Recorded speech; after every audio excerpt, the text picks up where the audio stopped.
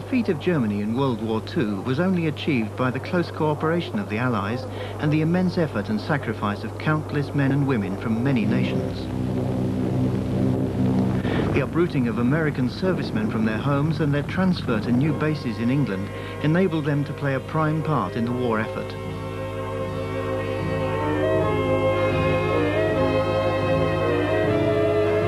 One such group was the 306th Bombardment Group of the 8th Air Force. They arrived at Thurleigh Airfield near Bedford in the autumn of 1942.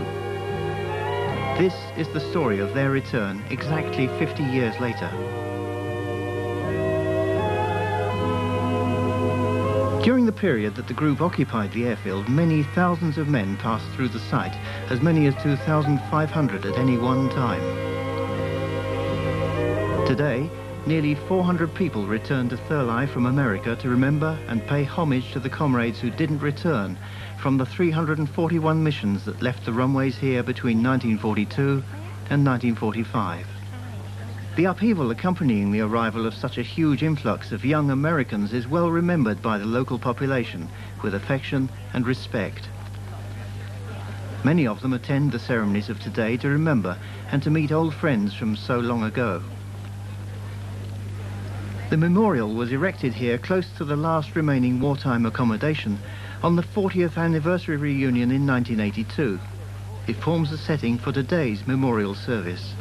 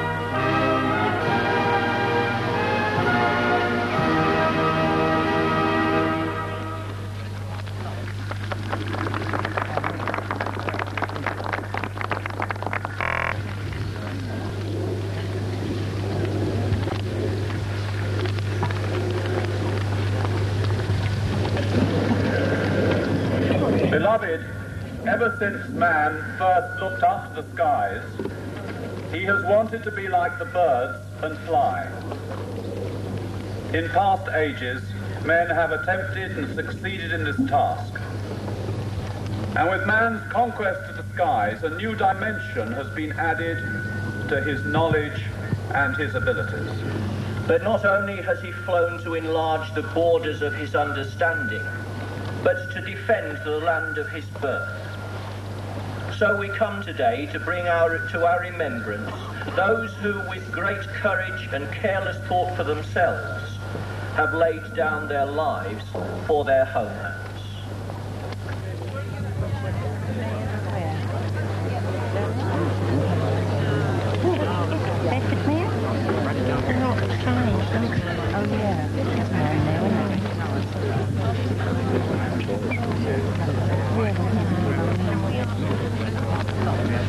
Mayor, Lady Mayoress, High Sheriff and Mrs. James, Sir Trevor and Lady Skeet, distinguished guests, ladies and gentlemen. I'm Ralph Franklin and I have the privilege of being the British coordinator for the 306 Bombardment Group's 50th anniversary reunion. I suppose, like many other areas in England, North Bedfordshire had changed very little during the late 30s and the early 40s. Certainly by the time 1942 arrived, we had been at war for over 2 years. Most of the young men in the area had been conscripted, and the Germans had attempted to disorganise the community by their incessant bombing. But life went on very much the same. September. Then it happened. Suddenly they were here. The 306 had arrived. They looked good in their smart uniforms. They were cheerful, chappy and carefree.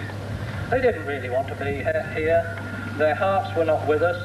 They were back home in Philadelphia, Tennessee, Boston. However, they were here to do a job, and what a wonderful job they did.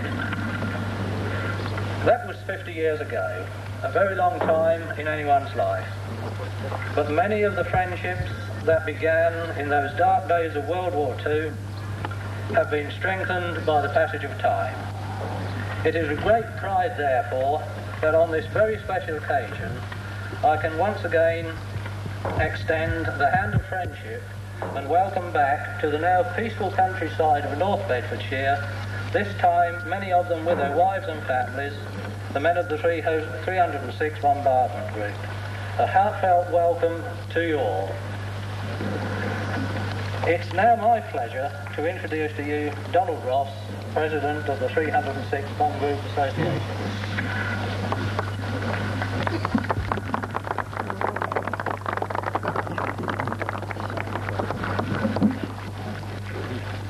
Thank you, Ralph. Good morning, ladies and gentlemen, distinguished guests all. Welcome, one and all, to this memorial service on the occasion of the 50th anniversary of the arrival of Thurleigh of the 306th Bomb Group. This morning we will first have remarks from the current Vice Commander of the 3rd Air Force. Ladies and gentlemen, may I present for our first speech this morning, Colonel Robert L. Frost.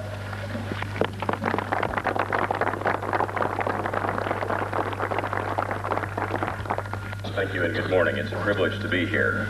The Apostle Paul has an image in the New Testament, Hebrews chapter 12. Surrounded by such a great cloud of witnesses, let us throw off everything that hinders and run with perseverance the race marked out for us. I believe that today, right now here, we are surrounded by a great cloud of witnesses as we gather in Thurleigh for this event. Surely, this crowd consists of more than we live human persons. We're here to celebrate the willingness of men and women to throw off everything that hinders, to wholeheartedly run a race, to embrace a significant cause. In this specific case, of course, we focus on the 306 Bombardment Group and their willingness to defend freedom against a tyrannical and fanatic enemy. The achievements of the 306th during the war have placed its name in the history books. During the time it was based at Thurleigh, a great many men and a great many machines played their part in the huge effort to repel the threat of invasion and to secure eventual victory. There were features unique to this place and the men of the 306 Bombardment Group. The base became the first place in England to be turned over to American control completely, giving them full sovereignty and control of these few acres. The 306 stayed longer than any other 8th Air Force combat unit at a single base. It stayed longer in England than any other 8th Air Force bomber or fighter unit. And it was the only unit to use only a single base from the beginning to the end of the war. Many records and honours were obtained by the 306. In January 1943, the 306 Bomb Group led the first raid on German soil by the 8th Air Force and hence earned itself the motto, "First over Germany." The Luftwaffe was not prepared for the squadrons of B-17s, and the Germans' initial ability to defend themselves was limited. In those early days, there were few losses.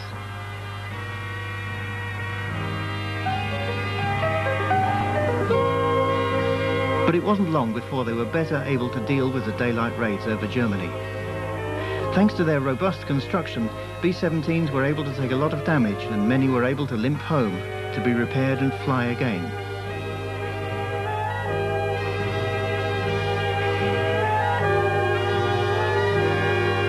Others were not so fortunate. In total, throughout the 3-year period, 171 aircraft went missing in action.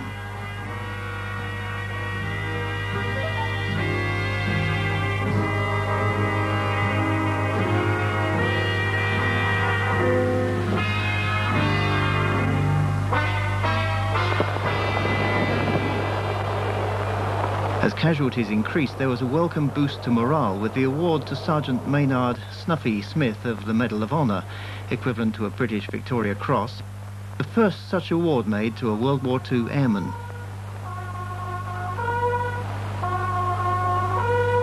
Smith, the gunner, saved his aircraft and crew when under attack from fighters and with potentially disastrous fires in the radio room and rear fuselage. Without regard for his own personal safety, he left his position in the ball turret, extinguished the fires, severely burning himself in the process, fought off Messerschmitts, shuttling between gun positions, and tended to the wounds of his injured colleagues. The B-17 reached Cornwall but never flew again. The crew survived except for 3 who bailed out over the channel, believing the aircraft was doomed. Sergeant Smith. The medal was presented to Smith by the US Secretary of State for War, Henry Stimson, on 15th July 1943. It was almost unprecedented for such a presentation to be made outside the USA and by anyone other than the President himself. Good publicity resulted from Stimson's visit to the European theatre for the purpose of the award. The benefit to the morale of the group after this award was tangible, and other exercises of a similar nature continued throughout the war. The King and Queen visited Thurleigh in November 1942, believed to be the first such visit to any US Air Force base. They came again on 6th of July 1944, and this time brought with them Princess Elizabeth, who christened a B-17 Rose of York. Originally, this aircraft had been named the Princess, then Princess Elizabeth, but it was felt that the latter name could give rise to damaging propaganda in the event of the aircraft's loss on operations. The name Rose of York was chosen by the aircraft's maintenance crew chief, Sergeant Ed Gregory, who's also believed to have made the suggestion that the Princess be invited to christen her. To everyone's surprise, she accepted. Sadly, Rose of York was lost during February 1945. During the time the 306th were at Thurleigh, 341 missions were completed.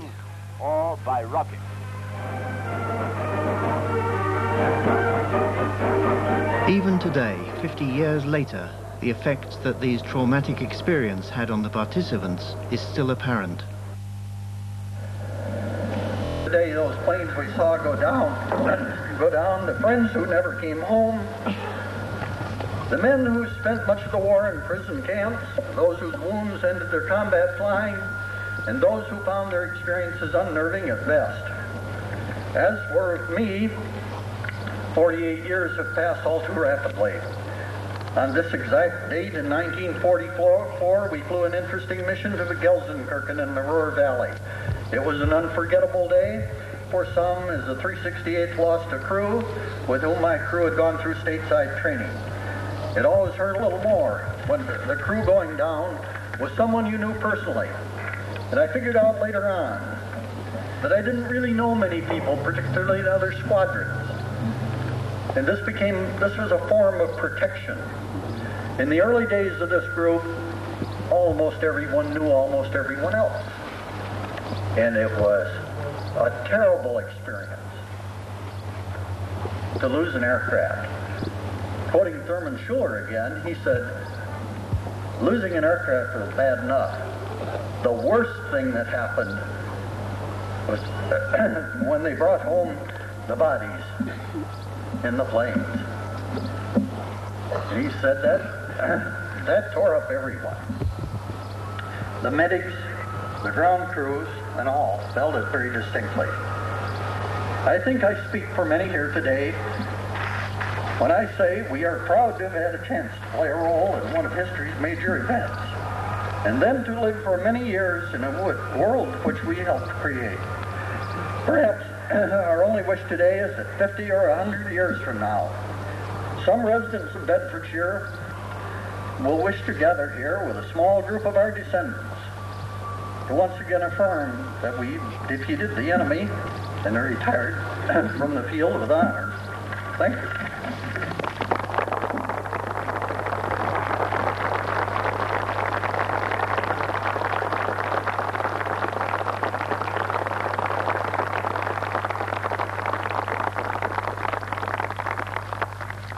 Thank you, Russ. We're all indebted to you for this history of our bomb group and for all of your efforts on behalf of our association. At this point, we will turn the program back to Ralph Franklin, who will announce the organization's laying wreaths at the memorial. Ralph?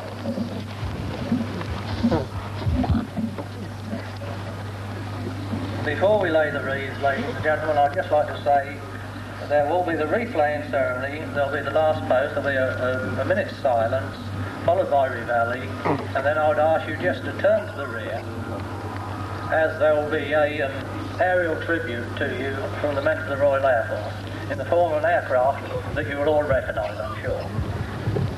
So first of all, could I call on Forrest Stewart, who will be laying the wreath on behalf of the 306 Bomb Group Association.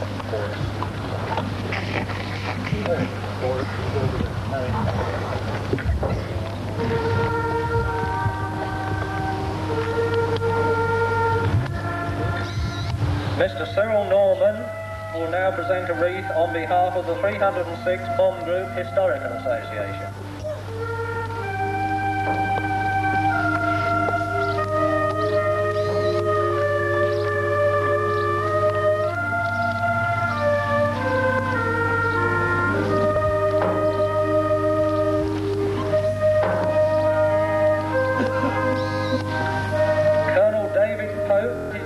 Army Air Force Base at Mildenhall.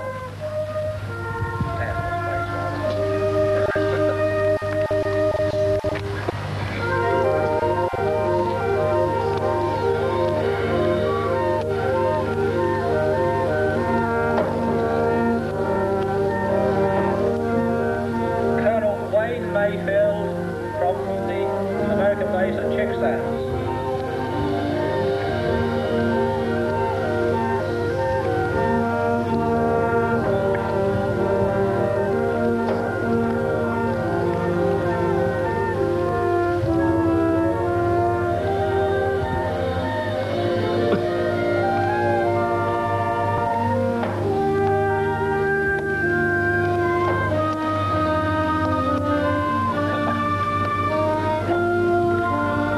Captain Roger Beasley on behalf of the Royal Air Force.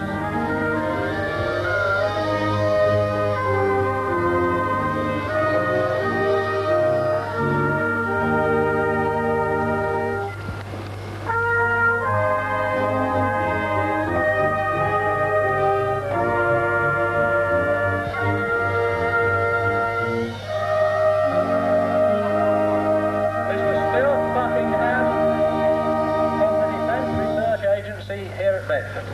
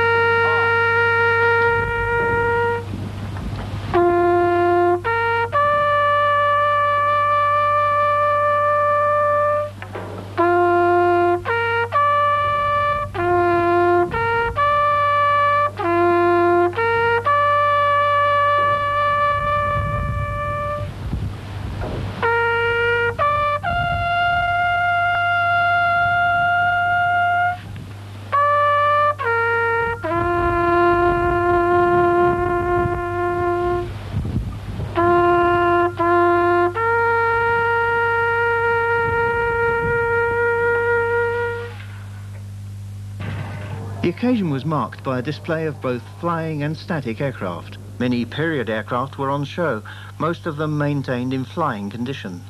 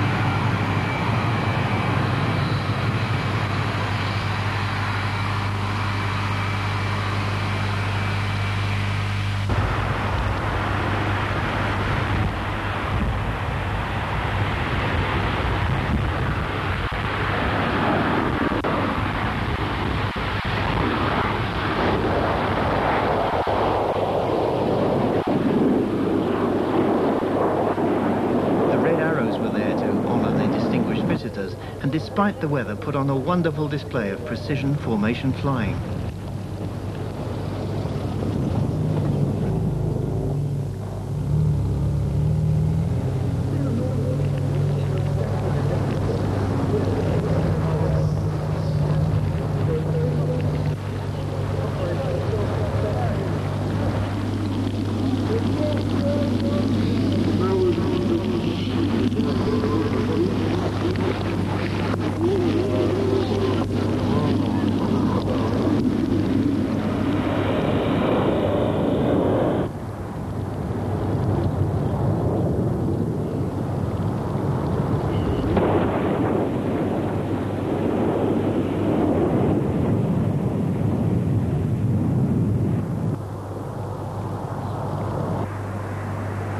The Defence Research Agency, which is now based at Thurleigh, operates many planes for defence and development purposes. The Tornado was developed jointly by the British, German and Italians and played an important part in the Gulf War.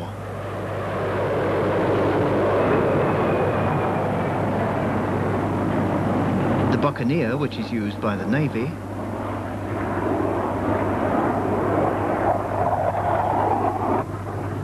and the Hawk, flown by the Red Arrows, is a high-performance trainer, bought by many air forces including the US Marines.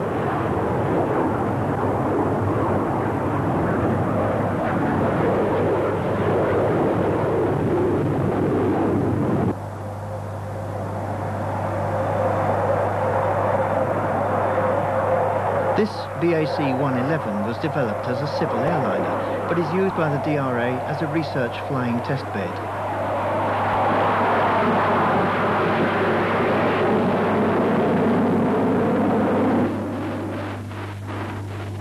Accompanied by a Harrier jump jet, these aircraft joined up for a flypast. As did these helicopters, a Sea King, a Wessex and a Gazelle, also operated by the DRA for research purposes.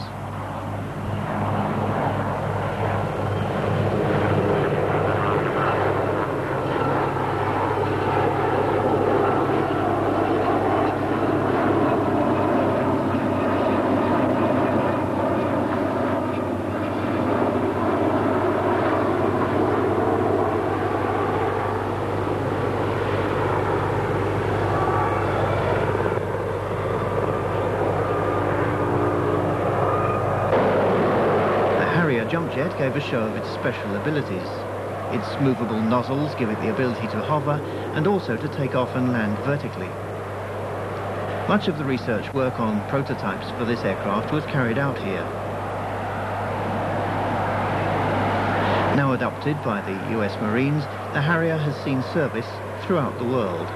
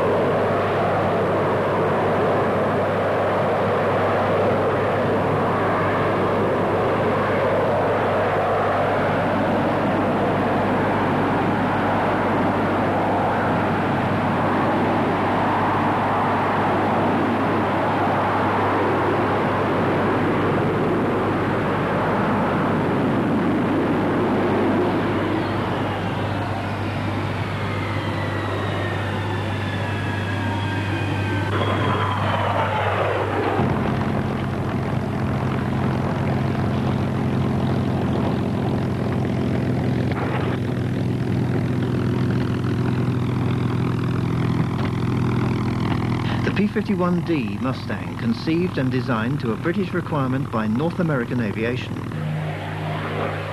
The Merlin engine was built under license by Packard and made the fighter ideal as an escort for long-range bombers thanks to its long endurance, a result of efficient aerodynamics, low fuel consumption and a large fuel capacity.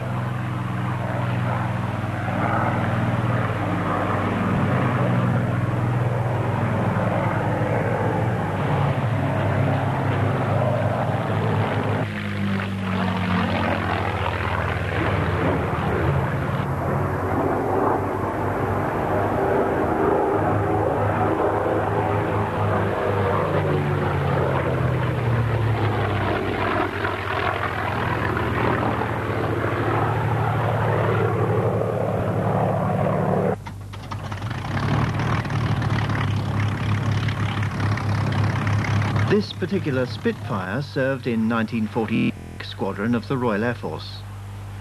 It was one of the RAF fighters that escorted the 306th on the day they flew their first mission on the 9th of October 1942.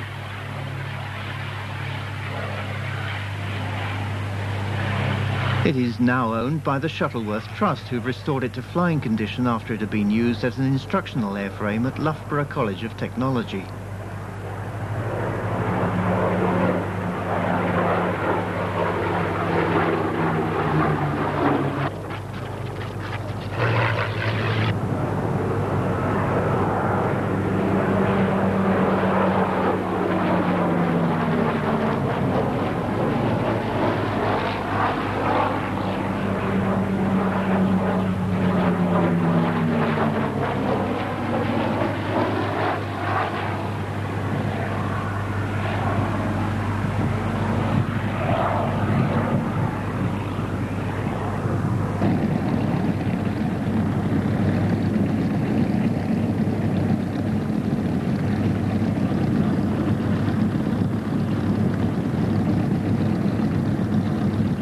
This is the last flying Mosquito in Britain and was one of the last to serve with the RAF. Developed originally as an unarmed bomber, its unusual wooden construction meant it could carry the same bomb load as a B-17. Later it was used as a day and night fighter after being fitted with guns, as a photo reconnaissance plane and also as a trainer. This particular plane was used in the film 633 Squadron, from which it still bears a fictitious serial number. It's now operated as a display aircraft by British Aerospace from Woodford Airfield in Cheshire.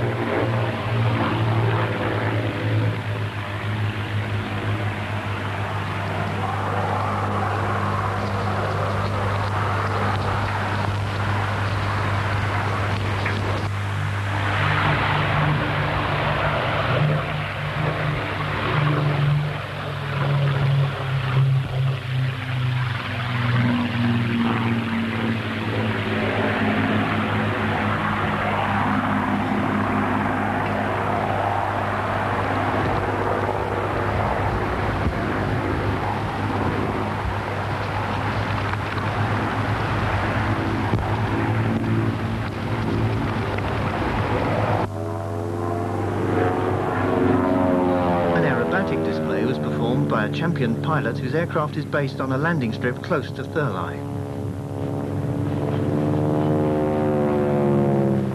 The star of the show, though, was the B-17, which appeared through the rain to bring a thrill to the expectant crowd. This aircraft was built in 1945. The experts among you will know that this makes the plane a B-17G, which is distinguished by the chin turret. But it's finished in the colours of an early F model which were added when it starred in the movie Memphis Belle. The B-17 has a wingspan of 103 feet. It's powered by 4 Wright Cyclone engines, has a crew of 10, is armed with 13 half-inch Browning machine guns and is capable of carrying a 6,000-pound bomb load. Over 12,000 were built. This particular aircraft was used originally by the USAF for training and other purposes, and was later sold to the French Geographical Society for photo mapping work. In 1976 it came to Duxford and is now operated by B-17 Preservation Limited as a flying memorial to the men of the 8th Air Force. The checkered engine cowling is in memory of Ted White, the original importer, who lost his life in a flying accident a few years ago.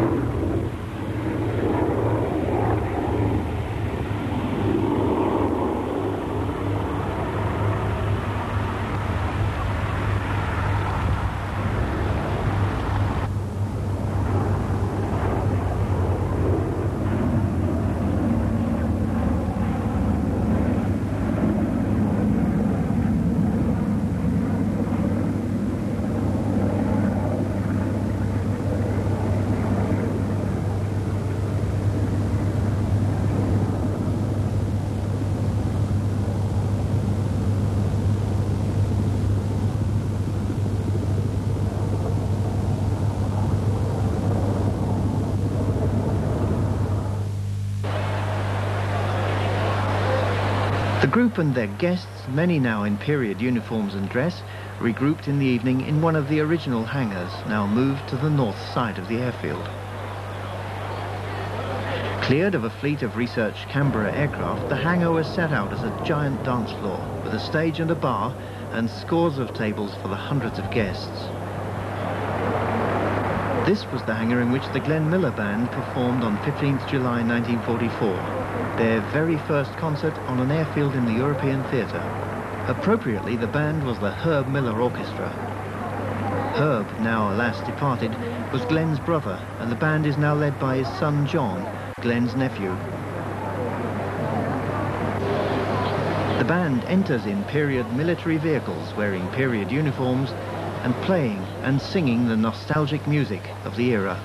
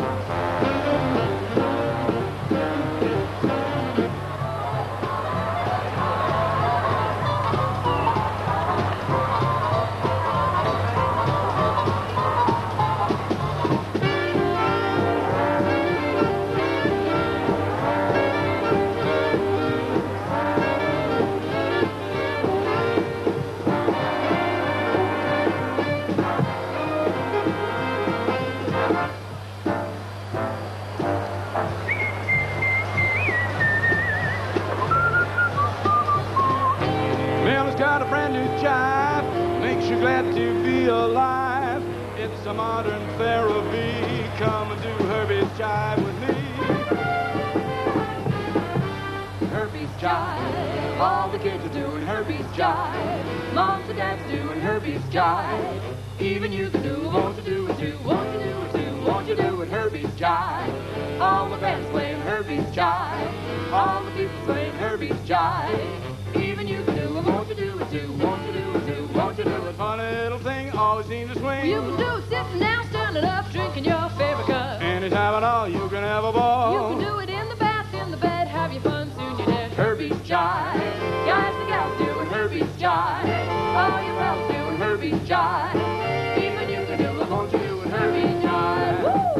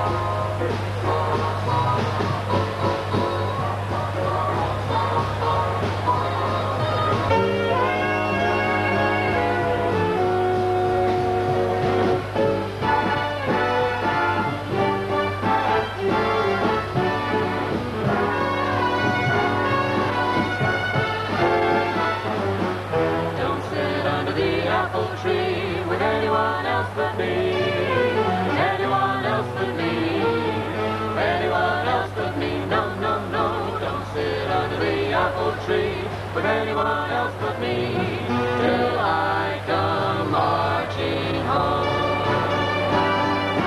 Don't go walking down Lover's Lane with anyone else but me. Anyone else but me. Anyone else but me. No, no, no. Don't go walking down Lover's Lane with anyone else but me, till I come marching home. Just got word from a guy who heard from a guy next door to me. Girl he met just loves to pet and it chooses but me. So don't sit under the apple tree with anyone else but me, till I come marching home.